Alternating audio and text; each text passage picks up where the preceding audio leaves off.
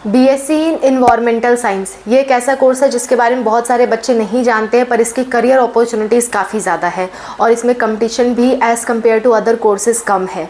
तो इसमें क्या क्या करियर अपॉर्चुनिटीज़ है, आप बीएससी इन इन्वायरमेंटल साइंस करके क्या बन सकते हो, कौन कौन से कॉलेजेस में ये कोर्स अवेलेबल है, सीयूटी के अंदर इसके लिए कौन कौन से कॉलेजेस हैं, ठीक है, इसमें आपको एलिजिबिलिटी क्राइटेरिया क्या है, इसमें आगे चल कर के आप क्या कर सकते हो, कितनी सैलरी मिलती है आगे चल के, क्या क्या करियर ऑप्शंस रहते हैं और कितनी आपकी फ़ीस लगती है इस कोर्स को करने में, कितनी ड्यूरेशन होती है, क्या क्या पढ़ना पड़ता है इस कोर्स में, ये सारी बातें आज के वीडियो में हम डिस्कस करेंगे। बीएससी इन्वायरमेंटल साइंस के बारे में पूरी जानकारी आपको मिल जाएगी।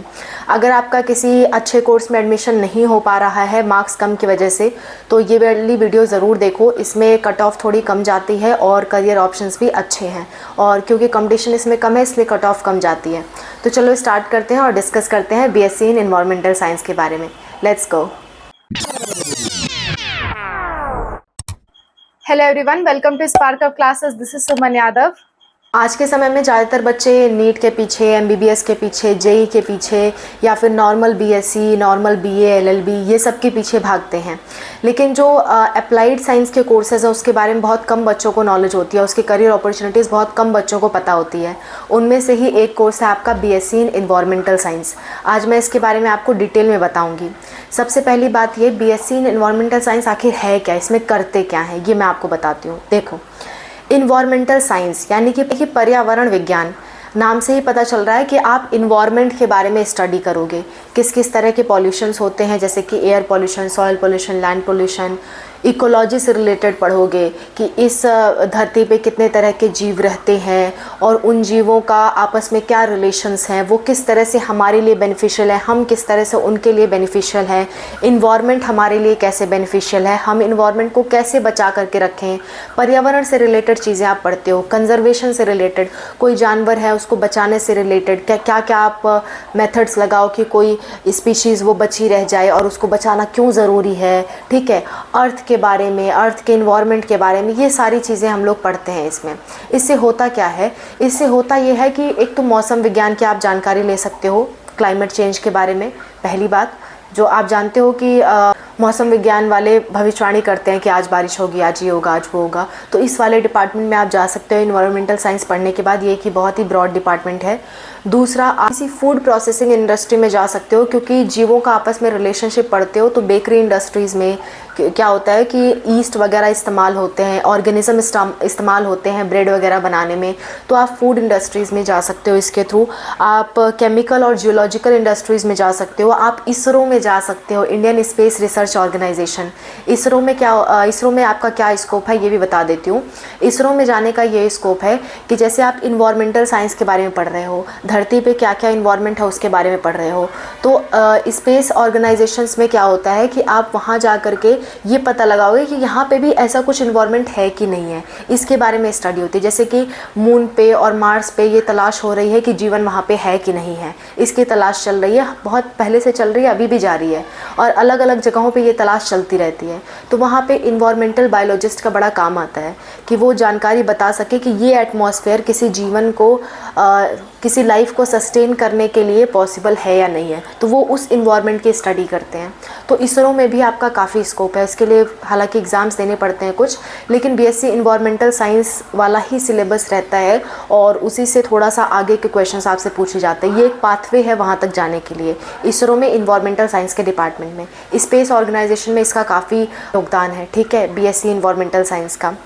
नेक्स्ट मैं आपको बता दूं कि स्टेट और सेंट्रल पॉल्यूशन कंट्रोल बोर्ड में आपकी नौकरी लग सकती है। उससे रिलेटेड जो वैकेंसीज़ आती हैं उसमें आप अप्लाई कर सकते हो। गवर्नमेंट वैकेंसीज़ भी आती हैं इन्वायरमेंटल साइंटिस्ट के रूप में, इन्वायरमेंटल प्रेडिक्टर के रूप में, ये सारी चीज़ों में आपकी जॉब लग सकती है। अब मेन बात पे आते हैं। इसके लिए ये मैंने आपको थोड़ा सा आइडिया दे दिया कि ये लोग करते क्या हैं। बीएससी इन्वायरमेंटल साइंस को जान के आप करोगे क्या, क्या क्या इसमें पढ़ते हो, ये मैंने आपको आइडिया दे दिया। अब इसके लिए कुछ एग्ज़ाम्स होते हैं, वो मैं आपको बता देती हूँ। सबसे अच्छा एग्ज़ाम है आपका सीयूटी यूजी, और ऑल इंडिया का एग्ज़ाम होता है ये।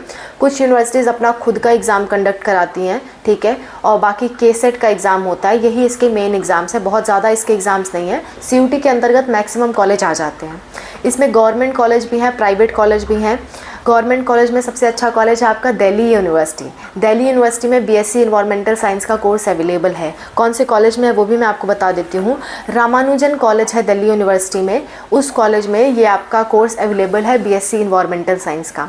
तो आप दिल्ली यूनिवर्सिटी से भी कर सकते हो, one of the best university है इन्वायरमेंटल साइंस के लिए सीयूटी के अंतर्गत। और अगर आप आगे चल करके, जैसे मान लो बीएससी के बाद आप सोचोगे बीएससी के बाद क्या करें, तो बीएससी के बाद तो और भी ज़्यादा करियर अपॉर्चुनिटीज़ है इन्वायरमेंटल साइंस की। आप आईआईटी जैम का एग्ज़ाम दे सकते हो, गेट का एग्ज़ाम दे सकते हो, आप यूजीसी नेट का एग्ज़ाम दे सकते हो, आप सीएसआईआर नेट का एग्ज़ाम दे सकते हो और फर्दर एमटेक, एमएससी या पीएचडी कर सकते हो। और आगे चल के इसमें प्रोफेसर या लेक्चरर भी बन सकते हो। बहुत ब्रॉड स्कोप है इसका। खास करके जो एमएससी वाले इंस्टीट्यूट है तो वो तो आप आईआईटी से भी कर सकते हो। बहुत सारे ऐसे आईआईटी हैं जिसमें इन्वायरमेंटल साइंस का कोर्स अवेलेबल है। आईआईटी कानपुर है, आईआईटी खड़गपुर है, आईआईटी रुड़की है। मैक्सिमम आईआईटीज़ में आपको BSc MSc environmental science and MTech environmental science का कोर्स मिल जाएगा। बीएससी आपको कहीं और से करनी पड़ेगी और एमएससी के लिए आपके पास काफ़ी अच्छे अच्छे इंस्टीट्यूट्स हैं, जैसे कि लगभग सभी आईआईटीज़ में अवेलेबल है। फिर आपका आइजर में अवेलेबल है, ठीक है। उसके बाद आपका नेरी में अवेलेबल है जो कि नागपुर है, बहुत अच्छा इंस्टीट्यूट है। आपका आईआईएम पुणे में अवेलेबल है। इसके बाद आपका IISc Bangalore, one of the best institute है, वहाँ पे भी ये कोर्स अवेलेबल है। तो अगर आपको किसी अच्छे कोर्स में एडमिशन नहीं मिल पा रहा है तो आप एक बार बीएससी इन्वायरमेंटल साइंस के बारे में ज़रूर सोच सकते हो। ये एक अप्लाइड फील्ड ऑफ बायोलॉजी है। इसमें आपको बेसिक स्टडी करनी होती है इन्वायरमेंटल साइंस की, इन्वायरमेंट के बारे में, इकोलॉजी के बारे में, इकोसिस्टम के बारे में, पॉपुलेशंस के बारे में और अर्थ के बायोम के बारे में, अर्थ के एटमॉस्फेयर के बारे में। इतना सा आपको पढ़ना होता है, थोड़ा डिटेल में इसको पढ़ना होता है। लेकिन हाँ, इसके थ्रू आप बीएससी इन इन्वायरमेंटल साइंस के थ्रू आप आगे चल करके गेट वगैरह का एग्ज़ाम दे सकते हो, नेट का दे सकते हो। इससे आपका काफ़ी अच्छा करियर स्कोप बनता है। और जस्ट बीएससी करने के बाद से ही आपकी कितनी सैलरी होती है वो मैं आपको बता देती हूँ। लगभग 20,000 तक की आपको सैलरी मिल सकती है बीएससी करने के तुरंत बाद से ही।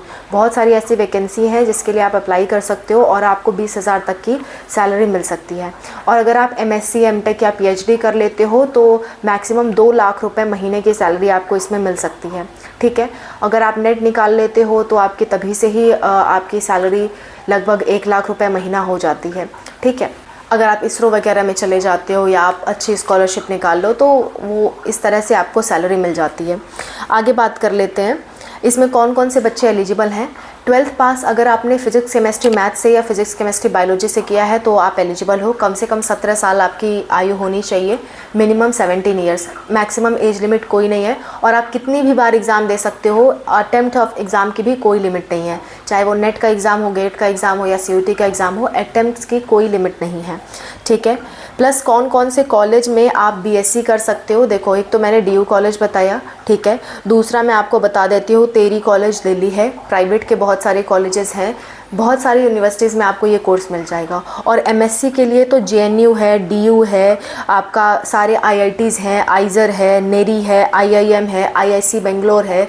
एमएससी एमटेक के लिए इस कोर्स से यानी कि इन्वायरमेंटल साइंस से अगर आप एमएससी एमटेक के आगे के कोर्सेज करोगे तो उसके लिए आपके पास बहुत सारे ऑप्शंस हैं। बीएससी में थोड़े से कम ऑप्शन आपको मिलेंगे गवर्नमेंट कॉलेज में, क्योंकि ये कोर्स कम प्रचलित है तो आपको कम कॉलेज मिलेंगे, कम सीट्स मिलेंगी, लेकिन इसके लिए कंपटीशन भी बहुत कम है, तो आप एक बार अप्लाई कर सकते हो, ठीक है।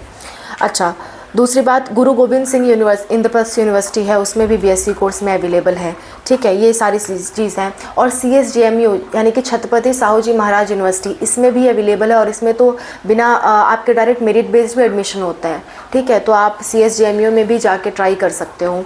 ये सारी चीज़ें हैं। और अगर मैं फ़ीस की बात करूँ तो गवर्नमेंट कॉलेज की फ़ीस लगभग 20,000 रुपये होती है सालाना, और प्राइवेट कॉलेज की 50,000, 60,000, 80,000, किसी में 2 लाख तक फ़ीस है। बेंगलोर वगैरह के कॉलेज में अलग अलग जगह पे अलग अलग फ़ीस यहाँ पे है, ठीक है। गवर्नमेंट कॉलेज में आपकी 50,000 से ज़्यादा फ़ीस कहीं नहीं लगेगी, ओके। 1 साल की, टोटल 3 साल का ये कोर्स होता है। इसके बाद आप ग्रेजुएट ही कहलाओगे। जैसे आप कोई अदर कोर्स करके ग्रेजुएशन करते हो, वैसे इसके थ्रू भी आप ग्रेजुएट ही कहलाओगे। ग्रेजुएशन के जितने भी एग्ज़ाम्स होते हैं ग्रेजुएशन बेस पे बायोलॉजी के स्टूडेंट्स के लिए, वो सारे एग्ज़ाम्स आप भी दे सकते हो, आप भी एलिजिबल हो। ऐसा नहीं है कि ये करके आप आगे चल के फंस जाओगे, नहीं, ऐसा बिल्कुल भी नहीं है, ठीक है। तो आप एज अ ऑप्शन इसको सोच सकते हो बीएससी इन्वायरमेंटल साइंस के बारे में। एक और कोर्स होता है BSc earth science, BSc geology और बीएससी ज्योग्राफी। अगर आपको इन तीनों कोर्स के बारे में भी जानना है तो आप कमेंट्स में मेंशन करना, मैं इस पे भी जल्द ही वीडियो आपके लिए ला दूंगी। और भी कोई दिक्कत, कोई परेशानी होती है तो आप कमेंट्स में मेंशन करो। मैं और अनूप सर आपकी हेल्प के लिए हमेशा तैयार हैं। हम लोग पहले तो कमेंट्स का रिप्लाई नहीं कर पा रहे थे, लेकिन पिछले एक हफ्ते से हम लोग बहुत जुट के आप लोग की हेल्प के लिए तैयार हो गए हैं और हमसे जितना हो पा रहा है हम लोग आपके लिए उतना वीडियोज़ बनाने की और रिप्लाई करने की कोशिश कर रहे हैं। सो आपका कोई भी दिक्कत है आप ज़रूर बताओ। और हमने एक नया चैनल भी स्टार्ट किया है, यात्रा चैनल, ठीक है। आप इस चैनल को भी देख सकते हो। लास्ट में मैं उस चैनल का लिंक दे दूँगी, एक सर्कल में आपको नज़र आएगा, उस सर्कल पे आप क्लिक करोगे तो आप उस चैनल पे डायरेक्टली जा सकते हो। और अगर आप यूट्यूब पे टाइप करोगे @अनूप सुमन यात्रा तो भी आप उस चैनल पे जा सकते हो, ठीक है। So this is all about the video. Thank you so much for watching. Bye, take care.